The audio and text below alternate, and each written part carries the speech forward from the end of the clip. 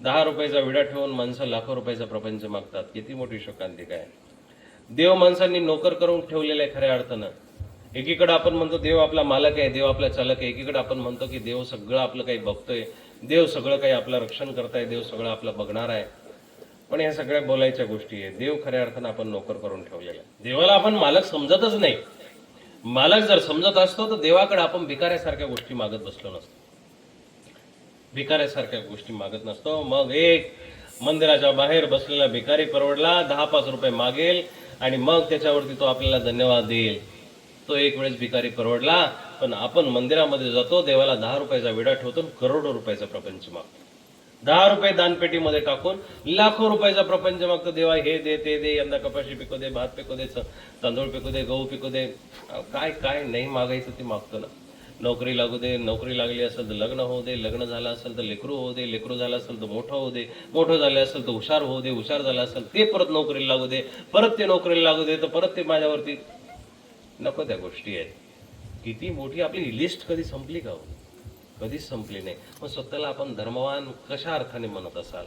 कशा अर्थाने? आपण धार्मिक नाहीये, आपण धार्मिक भिकारी आहोत. शब्द नीट लक्षात घ्या. आपण कोण आहोत? धार्मिक भिकारी आहे, शुद्ध भिकारी आहे. एखादा माणूस फक्त फाटके कपडे म्हणून भीक मागतो, पण एखादा माणूस कपडे बिपडे सगळं चांगले, घरदार सगळं चांगले, पण तरी भीक मागतो. फक्त त्याच्या अवस्थेमधला फरक आहे. मनातली जी अवस्था आहे, माग जी आहे ती तशीच आहे, ती संपत नाहीये. कृष्ण म्हणतात की बाबा हे सगळे नाटकं सोड. देवाला तुम्हाला काय सांगायचंय? देवाला खूप सुंदर सांगायचंय की सगळे नाटकं सोड, सगळे नाटकं सोड. मानवा हो दास निशिदिन श्रीहरीचा, नको करू रे नाश आपुल्या जीवनाचा. काय सुंदर संतांनी सांगितलेलं आहे की बाबांनो, आता तरी सावध व्हा, सावध व्हा. आता तरी पुढे हाची उपदेश नका करू नाश आयुष्याचा. सकळांच्या पाया माझे दंडवत, आपुलाले चित्त शुद्ध करा. बाबांनो, चित्त शुद्ध करा, मन शुद्ध करा. कुठंतरी हेवेदाव्यामध्ये बरबटले असाल तर थांबवा. कुठंतरी मत्सरामध्ये डुबलेले असाल तर थांबवा. कुणाच्या द्वेषामध्ये बरबटलेले असाल, शत्रुत्वामध्ये बरबटलेले असाल, थांबवा. शुद्ध अंतकरण करा, कारण शुद्ध बीजापोटी फळे रसाळ गोमटी. चांगलं बीज रोवलं तरच त्याला चांगले फळं लागणार आहे. बीज बोये बबुल का आम कहासे खाये, बाभळी लावल्यानंतर त्याला कधीही आंबे लागणार नाही. कडुलिंबाचं खूप मोठं विस्तीर्ण झाड असू द्या, त्याला मधुरता कधी येणार नाही, त्याला आंबा कधी लागणार नाही. हा फरक आहे. म्हणून मानवा हो दास निशिदिन श्रीहरीचा, नको करू रे नाश आपुल्या जीवनाचा. उठ सावध हो खडबडूनी, जरा ऐक कान उघडोनी. तुझे सुकृत होते म्हणूनी, नरजन्माला चालोनी. असा बहुमोलाचा, नको करू रे नाश आपुल्या जीवनाचा. तरुण पिढी बर्बाद होत चालली मोबाईलच्या नादामध्ये. ज्या मोबाईलमुळं तुम्हाला जगाचं ज्ञान कळतं, त्या मोबाईलमुळं तुमचं आत्मभान विचलित व्हायला लागले. जी वस्तू तुम्हाला तुमच्या वास्तव्यापासून विचलित करते, ती वस्तू तुमच्यासाठी जहर आहे, ती वस्तू तुमच्यासाठी विष आहे, ती वस्तू तुमच्यासाठी व्यसन आहे. आयांचं सुद्धा स्वयंपाकाकडे लक्ष नसतं बऱ्याच वेळा. त्या मोबाईलच्या नादामध्ये इतक्या, किंवा त्या मालिकेच्या नादामध्ये इतक्या पटकन पटकन पटकन काम करतील. आणि कधी आपण रिकामं होऊ, कधी त्या मोबाईलला घेऊ, कधी ते रील पाहू, कधी ते व्हिडिओ पाहू, कधी ते. चांगलं बघत असाल काही त्याला हरकत नाहीये. चांगलं जर करत असाल ना, काहीच हरकत नाहीये. कृष्णाने मथुरेमध्ये जाण्यासाठी गवळणींना मना केलं होतं. कशासाठी मना केलं होतं? की बायांनो, तुम्ही जाऊ नका. आपल्या गावामध्ये पिकणारं जे धान्य आहे, आपल्या गावामधली जी इस्टेट आहे ती आपल्या गावामध्येच राहिली पाहिजे. आपल्या वस्तू आपल्याच गावापर्यंत पोहोचल्या पाहिजे. बाहेरच्या ठिकाणी नेऊन घालण्यामध्ये काही अर्थ नाहीये. आपली लेकरं मोठी होतील, आपली लेकरं धष्टपुष्ट होतील. आपल्या गावामधली मालमत्ता बाहेर जाऊ देऊ नका. देवाने असं सांगितलं पण 8व्या-9व्या वर्षी कृष्ण वृंदावनातून मथुरेला चालल्या गेले आणि चालल्या गेल्यानंतर गवळणींची अवस्था विचलित झाली की कृष्णाला कसं भेटायचं, कृष्ण कुठेतरी दिसला पाहिजे. आपला प्राण पखेरू उडून गेल्यासारखं त्यांना वाटायचं, आपली प्राणचेतना संपल्यासारखी त्यांना वाटायची. मग कुठल्या तरी बहाण्याने कृष्णाला भेटावं म्हणून एका गवळणीने खूप आग्रह केला. त्या आग्रहाचं सूरदासांनी खूप सुंदर वर्णन केले की चल सखी तहा जाइये जहा बसे ब्रिजराज. हे सखी, हे प्रिय सखी, मैत्रिणी, चल आपण तिथं जाऊ की जहा बसे ब्रिजराज, आपला गोपाल कृष्ण जिथं बसत असेल, राहत असेल, तिथं आपण जाऊ. गोरस बिके हरी मिले एक पंथ दो काज. आपलं दूधही विकल्या जाईल, दुधापासून 2 पैसेही मिळतील आणि कृष्ण सुद्धा आपल्याला मिळेल. गोरस बिके हरी मिले एक पंथ दो काज. एकाच रस्त्याने आपण जाऊ पण दोन्ही कामं होतील. कधी कधी एखादी वाईट गोष्ट सुद्धा चांगली असते जेव्हा तुमचा हेतू तिच्याबद्दल चांगला असेल. मोबाईल मधून जर तुम्ही सदुपयोग करत असाल, चांगला वापर करत असाल, चांगला आहे ना. त्या वस्तूपासून कोरोनाच्या काळामध्ये बऱ्याचशा पोरांनी घरी बसून अभ्यास केला, पास झाले, चांगला उपयोग आहे ना त्याचा. काही कीर्तनकार कीर्तनं शिकली, प्रवचनकार प्रवचनं शिकली. काही लोकांना, नवीन लोकांना ज्या आयडिया पाहिजे होता, जे संगीत कोणाला शिकायचं होतं ते शिकली. चांगली गोष्ट आहे ना. एकच गोष्ट आहे जी अमृत आहे, एकच गोष्ट जी विष आहे. ज्या गोष्टीला तुम्ही चांगलं म्हणून वापर करताना, कमळाचं एक बीज चिखलामध्ये पडलं पण कमळाने आपला गुणधर्म सोडला नाही आणि त्याच्यामधून तो उमलला म्हणून फुल झाला. हे कमळाचं त्या चिखलामध्ये फुलणं म्हणजे अमृत आहे. पण त्या चिखलामध्ये एखादी वस्तू जर पडली तर ती सडून बेचिराक होऊन जाते, नाशवंत होऊन जाते, नाश पावते. हे त्या चिखलाचं विष पण आहे. तुम्हाला त्याचा वापर कसा करायचा याच्यावरती आधारित आहे. ज्या चिखलामध्ये माणसाचा पाय बुडाला तर माणूस पाय धुतो, पण त्या चिखलाला जर योग्य रीतीनं संस्कारित केलं, योग्य रीतीनं तुडवलं तर त्या चिखलापासून कुंभार पात्र सुद्धा तयार करतो, भांडे सुद्धा तयार करतो. तुमचा दृष्टिकोन महत्वाचा आहे. तुम्ही त्या वस्तूला किती सुंदर पद्धतीनं वापरता, तुम्ही त्या वस्तूला किती चांगल्या पद्धतीनं वापरता, ते गरजेचं आहे. आणि मग ईश्वर जर काही बघत असेल, परमात्मा जर काही बघत असेल ना दादा, तुमची प्रॉपर्टी, तुमच्या वस्तू, तुमचे कपडे, तुमचे धन द्रव्य, तुमच्या गाड्या घोड्या काही बघत नाही. परमात्मा तुमचं अंतःकरण बघत असतो.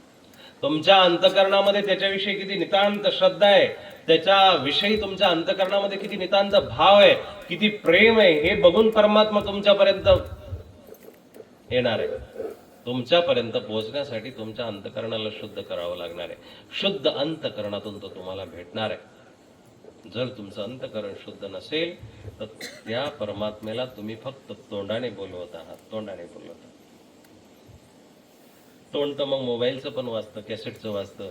एखादा टेप रेकॉर्ड गाणं जर लावून दिलं, मोबाईल सुद्धा 15 वाद्य म्हणतं की नाही. मोबाईलला जर भगवद्गीता टाकलं तर मोबाईलमध्ये सगळी भगवद्गीता आहे.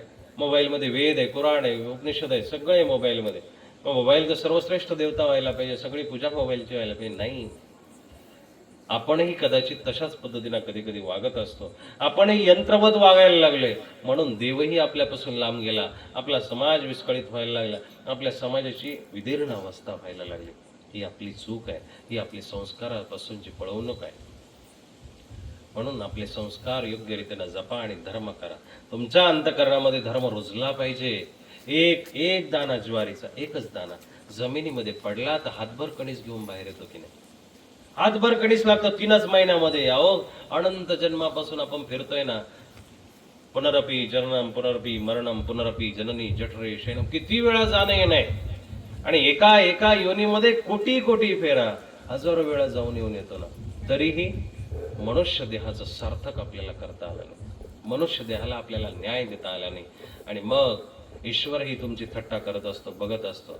नाही तुम्ही माझ्या सत्तेला चॅलेंज द्याल, तुम्ही अमकं निर्माण केलं, तमकं निर्माण केलं, कृत्रिम पाऊस निर्माण केला असेल, काय शेतीमध्ये जास्त पीक यावं याच्यासाठी बियाणं निर्माण केली, त्याच्यामध्ये जास्त तुम्ही खतं औषधं टाकली, तुम्ही जे कराल, पण परमात्मा त्याच्याही पुढचा आहे. मग 2 वर्षापूर्वी त्यांनी सगळ्या गोष्टी थांबवून एका क्षणामध्ये चक्र फिरून टाकलं की नाही.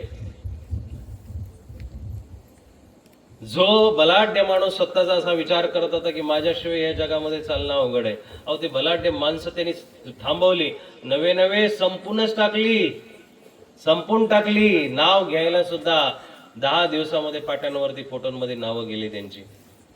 त्याची शक्ती जी आहे ना, रक्षाची पान हाले ज्याची सत्ता, राहिली अहंता मग कोठे. नाही, तुमच्या आमच्यामध्ये काहीच नाही. आपण त्याला घाबरून राहिलं पाहिजे. आणि घाबरून नव्हे, तुम्ही जर त्याच्यावरती खऱ्या नितांत भावनेनं जर प्रेम केलं ना, तर तो तुम्हाला घाबरेल, तो तुम्हाला घाबरेल. भीष्माने प्रतिज्ञा केली होती दादा, इतकी मोठी प्रतिज्ञा केली की उद्याच्या उद्या दुर्योधन बोलला होता भीष्मांना, आणि टोचून बोलला होता. दुर्जनाचं जे बोलणं असतं ना, ते विंचवाच्या नांगीसारखं असतं. पुढं किती हात लावा पण काही वाटत नाही, पण जर का पाठीमागच्या बाजूला हात लावला तर ठणका दिल्याशिवाय सोडत नाही. दुर्जन असेच असतात. वरून दिसायला खूप सुंदर दिसतील, चांगले दिसतील, प्रतिष्ठित दिसतील, मानमान्य, पण ते त्यांचे कार्य केल्याशिवाय सोडत नाही. ते त्यांचे कार्य केल्याशिवाय सोडत. दुर्जन माणसापासून म्हणून 2 हात लांब राहिलेले बरं, 2 हात लांब राहिलेले बरं. फुलाच्या सोबत एखादा किडा जरी आला ना, सुमन किटोपी संगात, सुमन म्हणजे फुलाच्या सोबत किडा सुद्धा गताम सताम शिर, तो मोठ्या माणसांच्या गळ्यामध्ये हाराच्या रूपामध्ये जात असतो. या हारामध्ये जर एखादा किडा असेल, पण तो हाराच्या सोबत, फुलाच्या सोबत किडा राहिल्या कारणानं तो ग्रंथाला अर्पण केला गेला. वाईट जरी आपण असलो, पण ते जर आपण चांगल्या माणसाची संगत केली तर आपण चांगल्या पदापर्यंत पोहोचू शकतो. पण वाईटाची जर संगत केली तर त्याचा कसा वाईट होत असतो, कसा अंत होत असतो, लांबचं पुराणातलं याच्यातलं उदाहरण देण्यापेक्षा पिंजरा बघा एकदा. बरोबर आहे की नाही? चांगला माणूस, चांगला गुरुजी असलेला, सर असलेला माणूस कसा खालपर्यंत जातो आणि कसा त्याचा नाश होतो, ही उदाहरणं समाजामध्ये भरपूर आहे. म्हणून संगत करे बडे की तो बडद बडद जाय, संगत करे गधे की तो 2-2 लाता खाय. मोठ्या माणसाची जर केली तर आपल्यालाही थोडंफार मोठेपण मिळणार आहे, पण लहाण्याची जर केली, थर्ड क्लास माणसाची संगत केली की आपल्यालाही 2 लाता भेटल्याशिवाय दुसरी गती नाही. दुर्योधन टोचून बोलायचा. 11वा दिवस आहे दादा. 11व्या दिवशी दुर्योधनाने भीष्मांना बोलवलं आणि भीष्मांना म्हटला, दुर्योधन की पितामह, आजोबा म्हणताना मला तुम्हाला लाज वाटते हो. तुम्ही या महान कुळाचे आजोबा आहात आणि या कुळाला तुम्ही खऱ्या अर्थानं कारणीभूत आहात हे म्हणताना, हे विचार करताना मला लाज वाटते, शरम वाटते. 11वा दिवस झालाय, पांडवांच्या एकाही केसाला धक्का लागलेला नाहीये. काय करताय तरी काय तुम्ही? भीष्मांनी थोडीशी मान खाली घातली. त्याचं कारण असं आहे की भीष्म निमूटपणे दुर्योधनाचा नाशच करू इच्छित होते. निमूटपणे भीष्मांना आतून इच्छा होत की दुर्योधन कुठंतरी संपला पाहिजे, आणि जर दुर्योधन संपला तरच खऱ्या अर्थानं या समाजामध्ये चांगली माणसं जन्माला येते. ही भीष्मांची आतूनच इच्छा आहे. पण भीष्म ती गोष्ट बोलून दाखवत नाही. भीष्मांनी मान खाली घातली. भीष्म दुर्योधनाला म्हणतात, दुर्योधना, अरे तुला शोभत नाही असे शब्द. या सर्वश्रेष्ठ कुळाचा, हस्तिनापूरच्या सगळ्या राज्याचा राज्यकारभार सांभाळण्याची माझ्यामध्ये पत असताना, अवकात असताना, मी या सगळ्या गोष्टींचा फक्त माझ्या संकल्पाखातीर, प्रतिज्ञेखातीर त्याग केलेला आहे. तुला शोभलं पाहिजे बोलताना. दुर्योधन म्हणतं, ह्या मला शिकवणीच्या गोष्टी तुम्ही शिकवू नका. तुम्हाला काही जमतंय का ते बघा.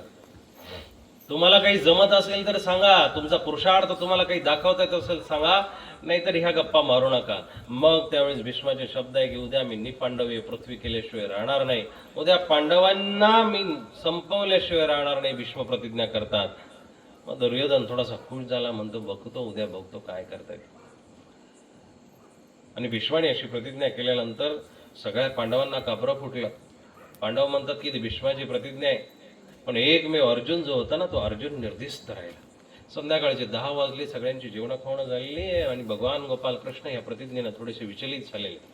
विचलित झाले असल्या कारणानं भगवंत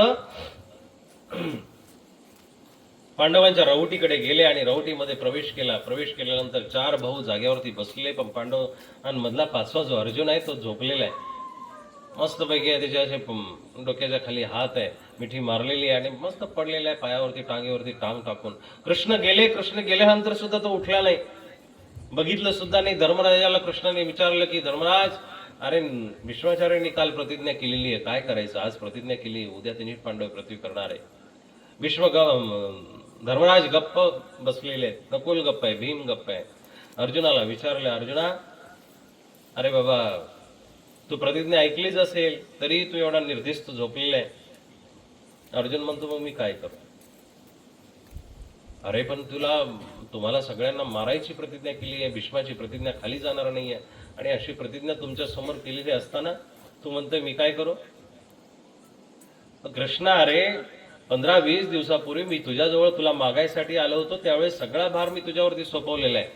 बाकी आता तुझं नियोजन आहे, तुला काय करायचं ते.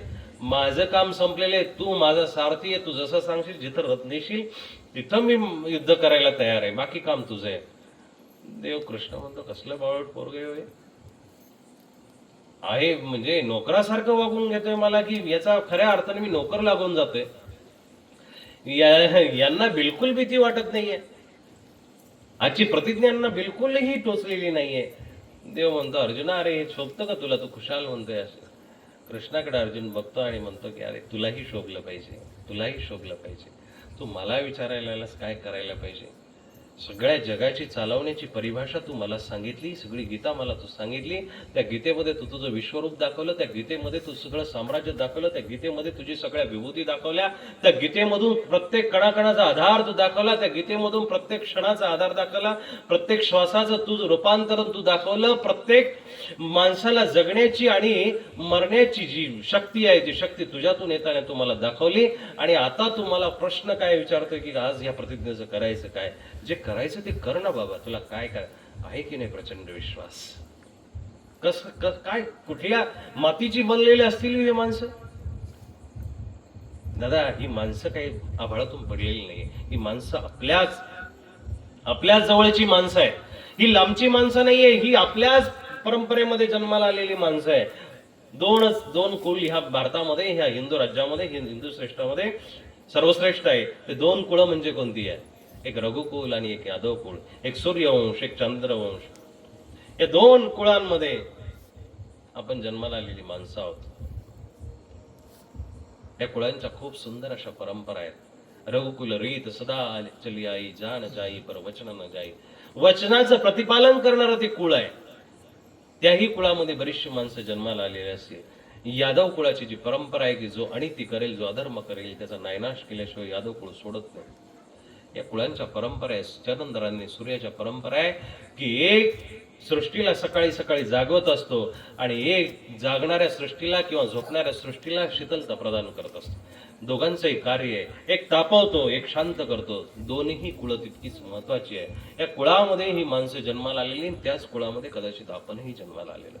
त्याच कुळामध्ये शूरवीरांच्या परंपरा नुसत्या प्रवचनांच्या द्वारे, कीर्तनाच्या द्वारे ऐकायच्या नसतात, तर स्वतःलाही स्वतःच्या अंतःकरणामध्ये टाकायच्या असतात. तेव्हा कुठं तुमच्या हृदयामध्ये, माझ्या हृदयामध्ये प्रकाश पडणार आहे, तेव्हा कुठं आपल्याला देवाला बोलावता येणार आहे, तेव्हा कुठं परमात्मा आपल्यामध्ये येणार आहे. म्हणून बंधूंनो, आजच्या प्रवचनाचं सार आहे,